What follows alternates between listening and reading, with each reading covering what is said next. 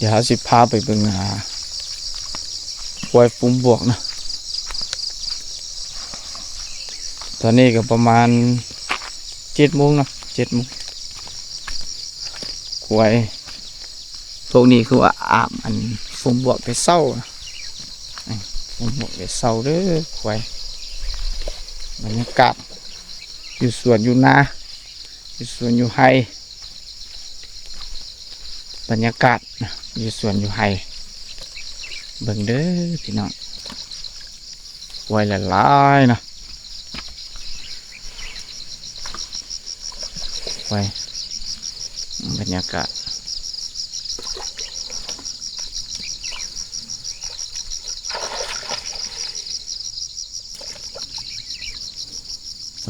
เนาะควายนี่ต้องได้เซออมเส้นตลอดนะควายนะเดี๋ยวเข้าใกล้หนึ่งใกล้เซออมเส้นอยู่ให้อยู่นาก็สิประมาณนี้นะ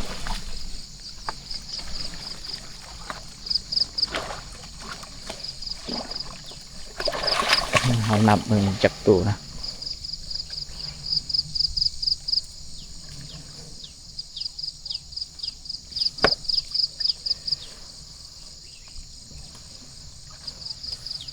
นั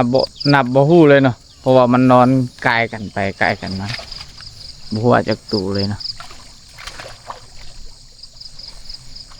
มื้อนี้มาทางให้ทางสวนก็เป็นเพื่อไว้พวกนี้แหละนะบ่แม่นเพื่อหยังเด้อพี่น้องบรรยากาศควายแสน้ำออมเส้น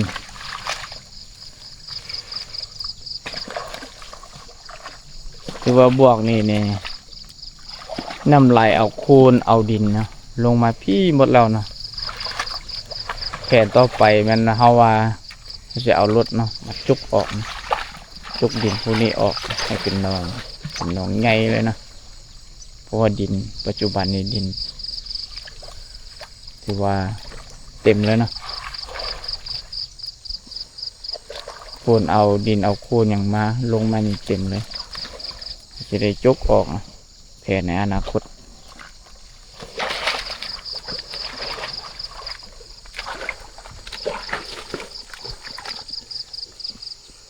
ชุ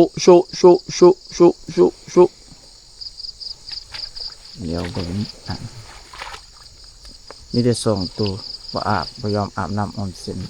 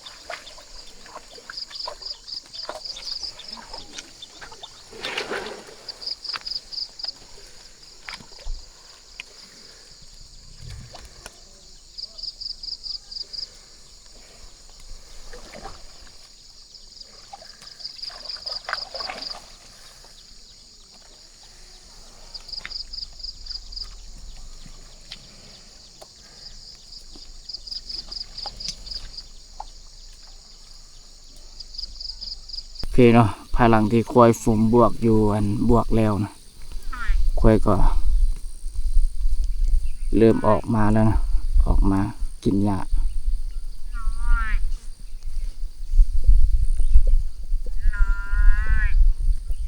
ตามสัญชาตญาณของควายนะกินหญ้าแล้วฮ้อนไปฝูงบวกแล้วนะก็เลย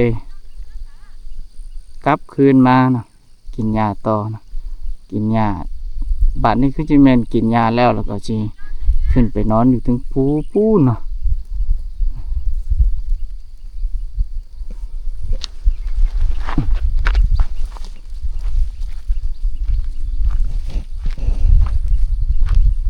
มีจำนวนหนึ่งอยู่กองพุ่นนะ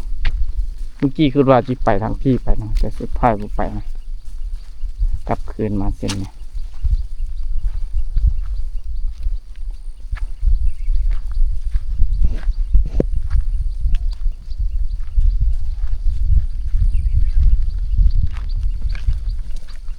ควายนี่ต้องได้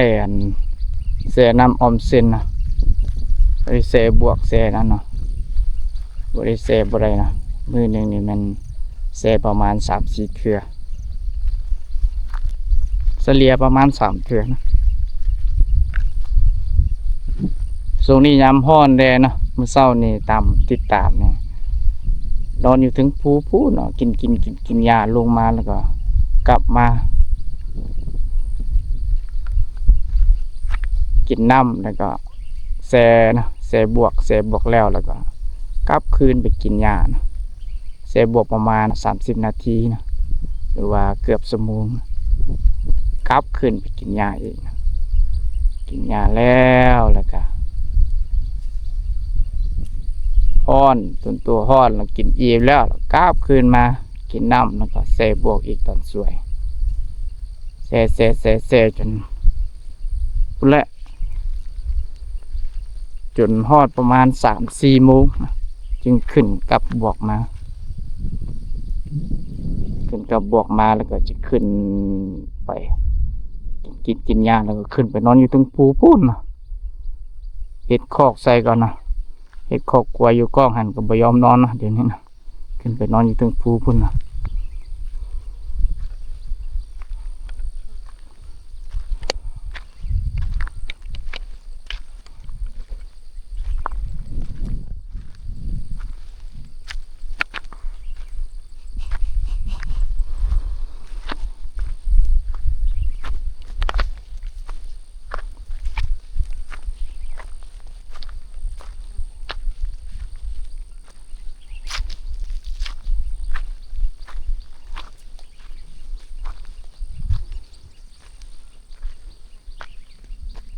ทำไมไกลๆนะบัดนี้ก็จิแมนบัดสุดท้ายแล้วนะแช่บวกแล้วก็จะขึ้นไปนอนเทิงพุ่นนะถึงภูถึงพุ่นจำนวนหนึ่งอยู่กล้องนี่นะ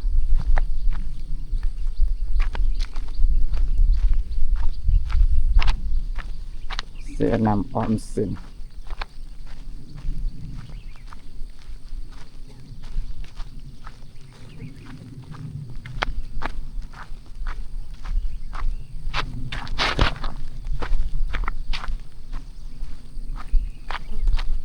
จำนวนนี้กำลังสิขึ้นไปนะขึ้นอยู่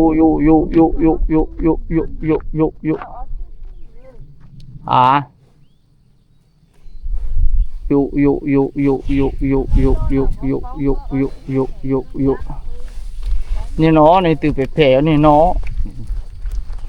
ตัวนี้เนาะตัวควายหายนะตัวไปแผลตัวนอตัวล้นโลเนาะเริ่มขึ้นเขากันแล้วนะพูนสัตยานของควายแต่ละมือบ่ได้คิดหยังควายนะกินหญ้าอิ่มแล้วก็ลงมาแช่น้ำแล้วกลับขึ้นไปกินหญ้านะคือมนุษย์เขานะตอนนี้ดิ้นรนหาอยู่หากิน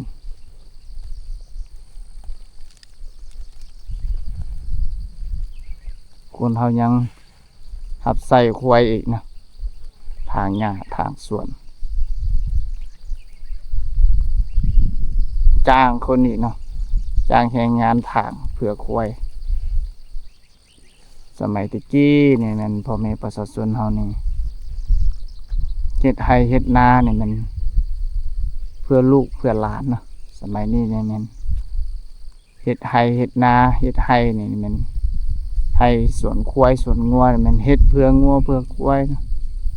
ถ้างัวควายตายแล้วก็ถือว่าลุกขึ้นเนาะก็ต้องได้อดทนเนาะจังใดก็ขายงัวขายควายก็แม่นเพื่อลูกเพื่อหลานเด้เนาะแต่แล้วนะทีนี้แหละชีวิตคนเลี้ยงควายเนาะ